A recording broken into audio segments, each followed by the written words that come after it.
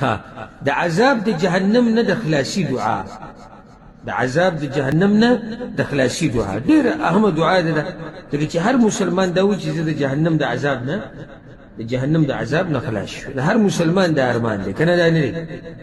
نو دا دعا قرآن کې ذکر ده واوره، او دا دعا د عباد الرحمن ده. سورة الفرقان کې الله خپل خاص بندگان ذکر کړي دي، هغوی ته ویلي دي عباد الرحمن، د رحمان ذات خاص بندگان. دغه خاص بندگان د الله نه یو دعا غواړي، الله دې قرآن کې را نقل کړي ده.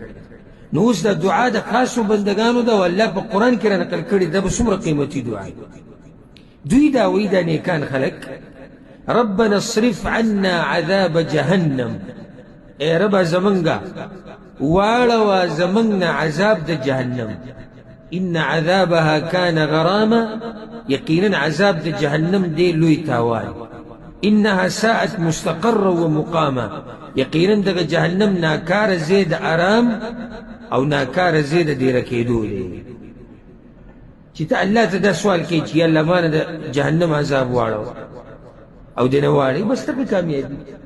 نو دا دعا ته دیزی پورې مغوښتی شي، ربنا اصرف عنا عذاب جهنم، بس دیزی پورې مغوښتی شي، اے رب زمونږه واړوه زمونږ نه عذاب د جهنم. صلی الله علی